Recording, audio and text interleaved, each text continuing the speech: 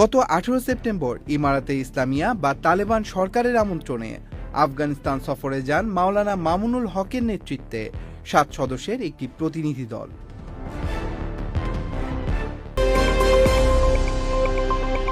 আফগানিস্তানে অবস্থানকালে একটি ভিডিওতে দেখা যায় দেশটির একটি মন্ত্রণালয় পরিদর্শন শেষে প্রতিনিধি দলটি মসজিদে আকসার আদলে নির্মিত একটি ঐতিহাসিক মসজিদ পরিদর্শনে যান। আসসালামু আলাইকুম ওয়া রাহমাতুল্লাহি ওয়া বারাকাতুহু। এই পতাকার পাদদেশে দাঁড়িয়ে মসজিদে আকসার আদলে নির্মিত মোল্লা মুহাম্মদ ওমর রহমতুল্লাহ আলাইহির স্মৃতিবাহী এই জামে মসজিদের প্রান্তে আমি দাঁড়িয়ে আছি। ইনশাআল্লাহ আফগানের পবিত্র এই ভূমি থেকে মসজিদে আকসার আদলে নির্মিত জামে মোল্লা ওমরের প্রান্ত থেকে বিশ্ব মুসলিম উম্মাহর তরে আমাদের পয়গাম, বিশেষ করে গাজার মজলুম ফিলিস্তিনের মুসলমানদের প্রতি আমরা পয়গাম প্রেরণ করতে চাই। তোমরা একা নও, উম্মাহ তোমাদের সাথে, বাংলাদেশের মুসলমান তোমাদের সাথে, ইমারাতে ইসলামিয়া তোমাদের সাথে আছে। সারা দুনিয়াতে আবার মুসলমানরা ঐক্যবদ্ধভাবে সকল অন্যায়, অবিচার, জুলুমের বিরুদ্ধে রুখে দাঁড়াবো ইনশাআল্লাহ আজিজ। আফগানিস্তানে অবস্থানকালে একটি ভিডিও বার্তাও দেন তিনি।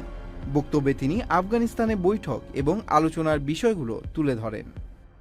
আমরা এই মুহূর্তে অবস্থান করছি ইমারাতে ইসলামিয়া আফগানিস্তানের রাজধানী কাবুলের প্রাণকেন্দ্রে অবস্থিত কাবুল স্টার হোটেলে, যেখানে বাংলাদেশ থেকে আগত ওলামা প্রতিনিধি দলের অবস্থান রয়েছে। পবিত্র বাইতুল্লাহ শরীফের উমরা শেষে দুবাই হয়ে ইমারাতে ইসলামিয়া রাজধানী কাবুলে আমরা আগমন করেছি। এ সময় আলেমদের প্রতিনিধি দলটি তালেবান সরকারের প্রধান বিচারপতি, একাধিক মন্ত্রী, শীর্ষ ওলামায়ে কেরাম ও উচ্চপদস্থ কর্মকর্তাদের সাথে বৈঠক করেন। আজকে আমাদের সফরে গুরুত্বপূর্ণ একটি দ্বিপাক্ষিক বৈঠকে আমরা মিলিত হয়েছি। আজকে ইমারাতে ইসলামিয়ার অত্যন্ত গুরুত্বপূর্ণ একটি মন্ত্রণালয়, শ্রম ও সমাজ কল্যাণ মন্ত্রণালয়ের যে মন্ত্রী, তার সাথে দীর্ঘ প্রায় ঘণ্টাকাল ব্যাপী বৈঠকে আমরা সম্পর্ক উন্নয়নের বিষয়ে আমরা আলোচনা করেছি। মুসলিম উম্মার বৃহত্তর স্বার্থের বিষয়ে মামুনুল হক বলেন, আমরা মুসলিম উম্মার বৃহত্তর স্বার্থে কিভাবে আমাদের মধ্যে উম্মাহ কেন্দ্রিক সম্পর্ক উন্নয়ন করা যায় এবং আমরা আমাদের দায়িত্ব পালন কিভাবে করতে পারি, মুসলিম উম্মার আজকের যে সংকটগুলো, সেই সংকটগুলো নিয়েও আমাদের মধ্যে ঘনিষ্ঠভাবে আন্তরিক পরিবেশে আমরা আলোচনা করেছি। আমাদের এই আলোচনায় আমরা দেখেছি যে দীর্ঘ দশকের পর দশক, প্রায় অর্ধ শতাব্দীকাল সময়ের যুদ্ধ বিধ্বস্ত বিপুল সংখ্যাগরিষ্ঠ এই মুসলিম দেশটিতে মুসলিম উম্মার সদস্য হিসাবে এবং একটি মুসলিম জাতি হিসাবে বাংলাদেশের রাষ্ট্র এবং বাংলাদেশের ধর্মপ্রাণ মুসলমানদের, বিশেষ করে আলেম সমাজের অনেক দায়িত্ব ও কর্তব্য রয়েছে এবং অনেক কিছুই করার সুযোগ এখানে রয়েছে। বাংলাদেশ ও আফগানিস্তানের মধ্যে বিভিন্ন অর্থনৈতিক বিষয়েও তার বক্তব্য ছিল। বাংলাদেশের যে বৈদেশিক ম্যান পাওয়ার, যেটা আমরা বিভিন্ন দেশে আমাদের শ্রম বাজার রয়েছে, সেই বিবেচনায়ও আফগানিস্তান বাংলাদেশের একটি সম্ভাব্য, খুবই সম্ভাবনাময় একটি শ্রম বাজার হিসেবে এটি বিবেচিত হতে পারে।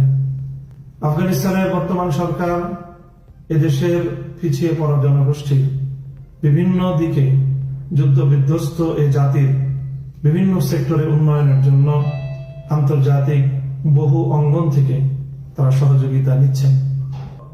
আমাদের পার্শ্ববর্তী দেশ ভারতের সাথেও ইমারাতে ইসলামিয়ার যে দ্বিপাক্ষিক যে বাণিজ্য, সেই তুলনায় আমাদের মুসলিম সংখ্যাগরিষ্ঠ বাংলাদেশের সাথে দ্বিপাক্ষিক বাণিজ্যের হার হতাশাজনক।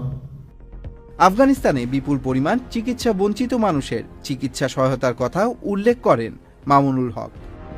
আমাদের বাংলাদেশ চিকিৎসা ক্ষেত্রে এখন অভূতপূর্ব উন্নতি সাধন করেছে। বিপুল পরিমাণ আমাদের সম্ভাবনাময় তরুণরা, তারা এমবিবিএস সহ চিকিৎসা ক্ষেত্রে, চিকিৎসা বিজ্ঞানে তারা উন্নত শিক্ষা অর্জন করছে। এই পিছিয়ে পড়া যুদ্ধ বিধ্বস্ত এই আফগানিস্তানের মানুষের চিকিৎসা খাতে বিপুল পরিমাণ সেবার প্রয়োজন। আমাদের চিকিৎসা ক্ষেত্রে যদি আমরা আমাদের জনশক্তি রপ্তানি করতে পারি, তাহলে একদিকে বাংলাদেশ যেমনিভাবে বৈদেশিক মুদ্রায় সমৃদ্ধ হতে পারবে, তার চেয়ে বড় কথা হলো যে আমরা আফগানিস্তানের বিপুল পরিমাণ চিকিৎসা বঞ্চিত মানুষের চিকিৎসা সহায়তা দিতে পারবো।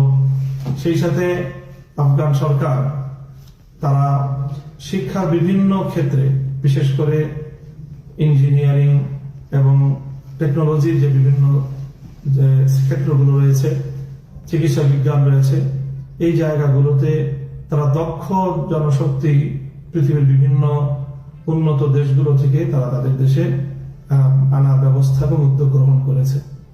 সেই জায়গা থেকে ইমারতে ইসলামিয়ার মন্ত্রী তার আহ্বান এবং তার আশা হলো যে একটি মুসলিম দেশ হিসাবে বাংলাদেশ এই সকল ক্ষেত্রে তারা সহযোগিতা করবে